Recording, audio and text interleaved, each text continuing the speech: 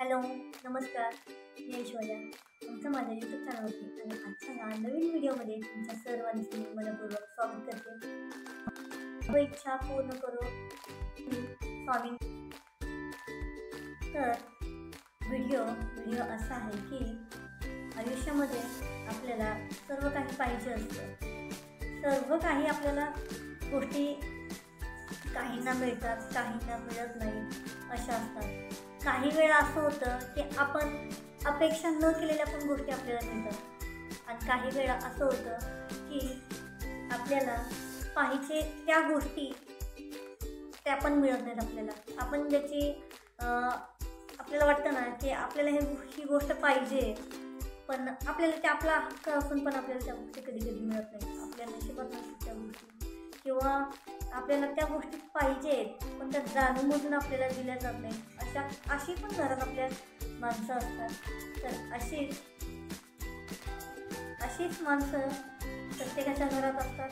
माझ्याही घरात आहेत, तुमच्याही घरात असतात. पण सांगायचं असं आहे की सगळ्याच गोष्टी मनासारख्या होतात असं नाही आहे. सगळ्या गोष्टी आपल्याला मिळतात असं पण नाही आहे. काही गोष्टी अशा आहेत की आपण म्हणतो की नशिबात नाही आहेत त्या गोष्टी पण मिळाल्यात. पण असं नाही आहे, मला नाही वाटत असं की ज्या गोष्टी आपल्या नशिबात लिहिल्यात ना त्याच गोष्टी आपल्याला मिळतात. नशिबापुढं कोणालाही जाता येत नाही. एखाद्याचं भाग्य खूप चांगलं असेल, खूप म्हणजे खूप, की तो व्यक्ती रातोरात कोट्याधीश पण होऊ शकतो. एखाद्याला लॉटरी लागेल, बायचान्स एखाद्याला लॉटरी लागली, झाला रोडपटी तो करोडपती. अशा काही गोष्टी आहेत. तर अशाच काही गोष्टी माझ्या जीवनामध्ये पण झाल्या होत्या. तर मला असं सांगायचं आहे की स्वामी आहेत, स्वामी खरंच बघतात, स्वामी तारतात. स्वामी हे ब्रह्मांड नायक आहेत. स्वामीशिवाय कुठलंच काहीच पान हलत नाही. आई, प्रत्येकाच्या घरात ही आई केलेली आहे देवाने, जी जन्म देते, निस्वार्थ आपल्या मुलांवर प्रेम करते, आपल्या परिवारावर प्रेम करते, अशी आई आहे. का 2-3 दिवसापूर्वीच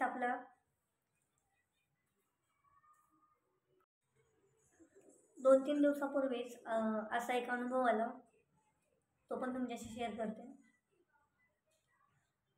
वाटलं नव्हतं की अशा काही गोष्टी होतील म्हणून. आयुष्यामध्ये सर्व काही असं नकळतच होत असतं. सगळ्या गोष्टी अशा सांगून किंवा असं आपल्याला वाटणार पण नाही की आपल्याला त्या गोष्टी म्हणून. आत्ताच काही दिवसांपूर्वी, म्हणजे 2-3 दिवसापूर्वी अचानक आठवलं की काही 6 ते 7 तासांपूर्वी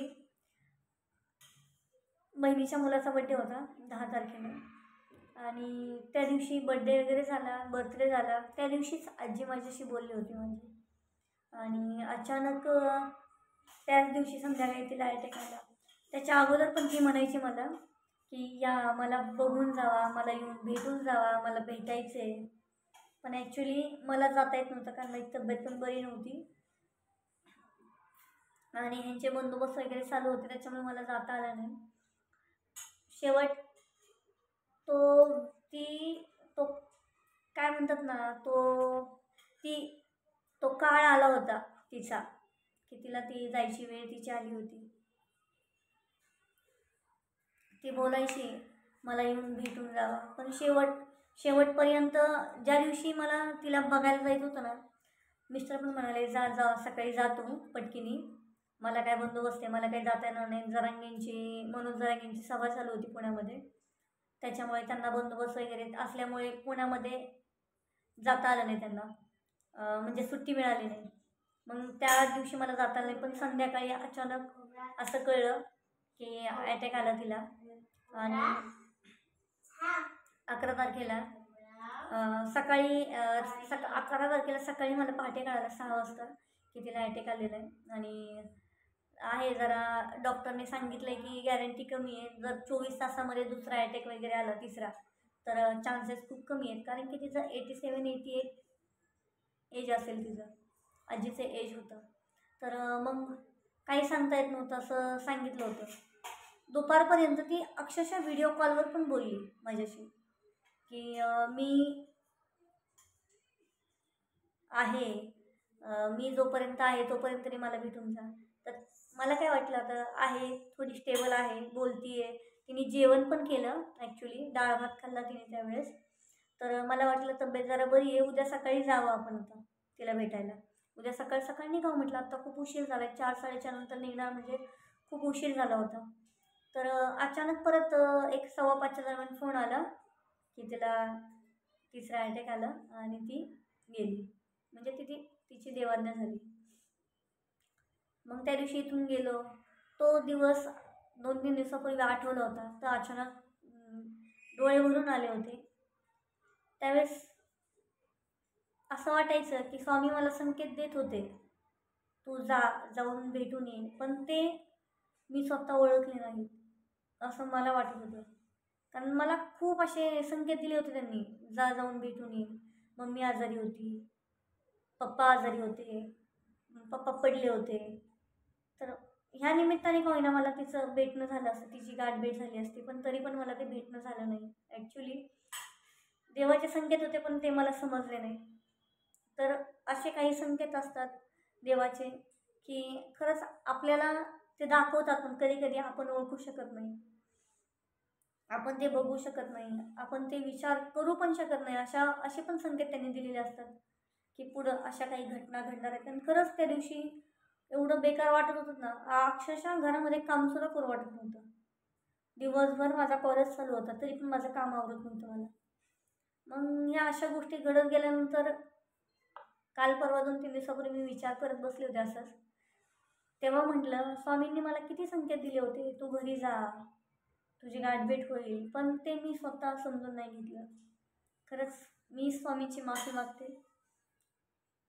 तर असो, माझ्या आजीच्या आत्म्याला शांती मिळेल एवढंच.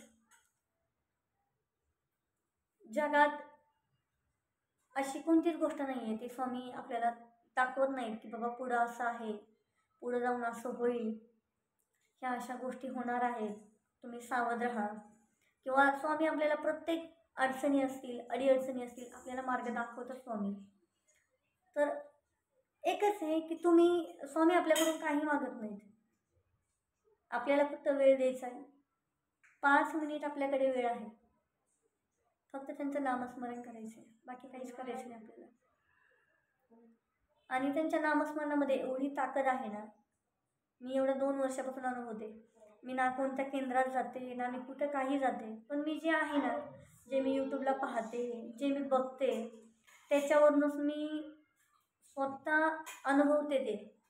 मी स्वामी सारामृत मी पारायण केलं घरामध्ये. मी जेव्हा पारायण वगैरे करत होते त्यावेळेस पण असं कधी कधी वाटायचं की नाही आपल्याला जायचं आहे, अक्कलकोटला जायचं आहे. तर त्यावेळेस एकदा असं घडणं झालं की दत्त जयंतीनिमित्तच मी अक्कलकोटला जाऊन आले होते. म्हणजे स्वामी आपल्याला बोलवतात, स्वामी आपली परीक्षा पण घेत असतात, पण त्यात खरं उतरायचं की नाही हे आपल्या हातात असतं. स्वामी आहेत, तुम्ही प्रत्येक गोष्टी, कोणत्याच गोष्टीला तुम्ही घाबरू नका. ज्या चांगल्या गोष्टी आहेत त्या तुम्ही करत राहा, दुसऱ्यांना पण मदत करत राहा. दुसऱ्यांना तुम्ही वाईट चिंतू नका किंवा त्यांचं काही चितवू नका, निंदा करू नका. निंदा नालेस ते काही करू नका. कारण की आयुष्यामध्ये ना बाकी काही येणार नाही आहे. जे येणार आहे ते आपली फक्त माणुसकी आणि आपले हे बोल आहेत, बाकी काहीच नाही आहे. वरदा पण आपल्याला फक्त तेवढं घेऊन जायचं, दुसरं काही नाही. जागा नेणार नाही आहे, ना प्रॉपर्टी ना घर. आपण हे आत्ता आपल्या घरामध्ये ज्या एवढ्या वस्तू आपण घेऊन ठेवतो की एकही आपण 1 रुपयाची एकही वस्तू आपण घेऊन जाऊ शकत नाही. बाकीच्या किती अशा लाखो करोड रुपयाच्या प्रॉपर्टी तर आमचीच गोष्ट आहे. साधी आपण ज्या आईच्या पोटी जन्म घेऊन आलोय आपण तिला भेटतोय का नाही ते पण आपल्याला माहीत नाही शेवटच्या क्षणी. आपण ज्या मुलांना आपण जन्म देतो त्या मुलांना पण आपल्याला भेटता येईल का नाही हे सांगता येत नाही. कारण कोणती वेळ कोणता काळ कसा येईल हे सांगता येत नाही. त्यामुळे जसं आहे तसं शांत जगा सर्वांनी. जसं आहे तसं तुम्ही शांत चित्तेने स्वामींचं नामस्मरण करा. 2 मिनटं, 5 मिनटं, अर्धा तास तुम्ही त्यांचं नामस्मरण करा. खूप छान वाटेल तुम्हाला. मी अनुभव घेते. खूप रोज भांडणं व्हायची कोणत्या ना कोणत्या कारणावरनं. पण जसं मी या स्वामींचं जसं मी नामस्मरण करते, स्वामींच्या चरणापाशी मी जशी आले तसं माझं डोकं हळूहळू हळूहळू, जास्त नाही पण निदान 70% तरी माझं डोकं शांत झालेलं आहे. तर मी म्हणते म्हणून तुम्ही स्वतः स्वामींचं नामस्मरण करा. काही गोष्टी अशा आहेत की तुम्ही त्या स्वतः तुमच्या आत्म्याला विचारा. तुम्ही स्वतः विचार करून बघा आपण कुठं चुकतोय का काय वगैरे. अशा काही गोष्टी आहेत की आपल्याला त्या केल्या पाहिजे.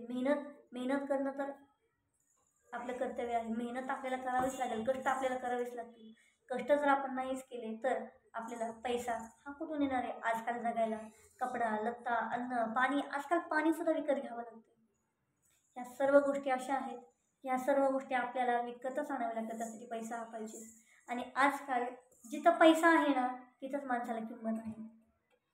हे पण तेवढंच खरं सत्य आहे. आजकाल पहिल्यासारखं नाही राहिलेलं की आपण गावाला गेलो आहे सगळे लोक एकत्र आले. आत्ताच असं नाही आहे. आत्ता तो त्याच्या रूममध्ये जाऊन जेवतो. आपण कधी गावाला गेलं की 2 मिनटं बसायचं आणि परत लगेच आपापल्या रूममध्ये निघून जायचं. पहिल्यासारखा गप्पा गोष्टी असे एकत्र जेवण गप्पा गोष्टी मारायच्या एकत्र झोपणं अशा गोष्टीत आता बघायलाच मिळत नाही. खूप कमी आहेत अशा गोष्टी. कोणाचं दिसणं किंवा कोणाचं काय बोलतंय कोणाकडे काहीच लक्ष देऊ नका. कारण की आत्ताच्या जगामध्ये जी माणसं आहेत ना खूप कमी अशी प्रेमळ माणसं आहेत. माणुसकी दाखवणारे किंवा माणुसकी जपणारे. पण आजकाल 70 ते 80% लोक फक्त स्वार्थी आहेत. स्वतःच्या स्वार्थासाठी जगतात.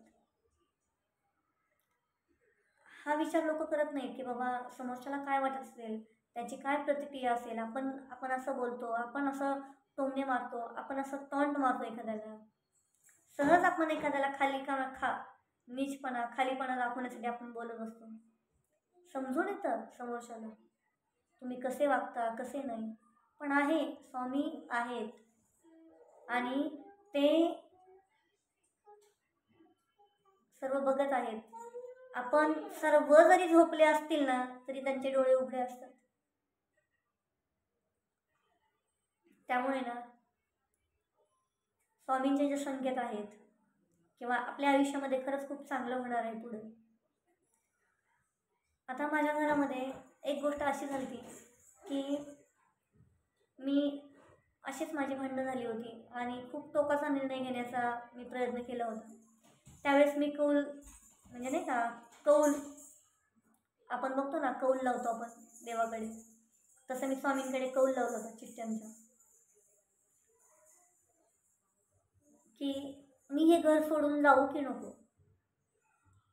होय की नाही अशा प्रकारच्या जवळजवळ 20-25 चिठ्ठ्या केल्या असतील. मी मोजल्या पण नव्हत्या किती केल्यात. होय नाही करत गेले. 20-25 चिठ्ठ्या झाल्या असतील. आणि 10-15 मिनिट मी अक्षरशः फक्त श्री स्वामी समर्थ नामस्मरण केलं. आणि नामस्मरण झाल्यानंतर मी परत एक अर्ध्या तासाने तिथली एक चिठ्ठी उचलून बघितली आणि त्यात नाही म्हणून आलं. तर खरंच आज माझं खरंच खूप चांगलं आहे. कारण की स्वामींनी माझ्यासाठी काहीतरी करून ठेवलेलं आहे. असं नाही की त्यांनी माझ्यासाठी काही चांगलं बघितलंच नाही आहे. जे करतात ते चांगल्यासाठीच करतात. ज्या गोष्टी घडणार आहेत आज जरी मला दुःख होत असेल कोणत्या गोष्टींचं आज जरी मी दुःखात असेल तरी पुढे जाऊन माझं त्या दुःखाचं रूपांतर सुखामध्ये होणार आहे हे स्वामींना माहिती आहे. म्हणूनच स्वामी आहेत. स्वामी आपल्या पाठीशी आहेत. आपल्याला घाबरायचं नाही आहे. स्वामींचं नामस्मरण फक्त करत राहायचे. भिवू नकोस, मी तुझ्या पाठीशी उभा आहे. ह्या नामस्मरणामध्ये, ह्या ओळीमध्येच सर्व काही आहे. काही गरजच नाही आपल्याला कोणाला घाबरायची. तर चला, व्हिडिओ खूप मोठा झालेला आहे आणि मी पण खूप इमोशनल झालेले आहे. तर व्हिडिओ आवडला तर नक्कीच माझ्या चॅनलला सबस्क्राईब करा, लाईक करा, पुढे शेअर करा. धन्यवाद. श्री स्वामी समर्थ.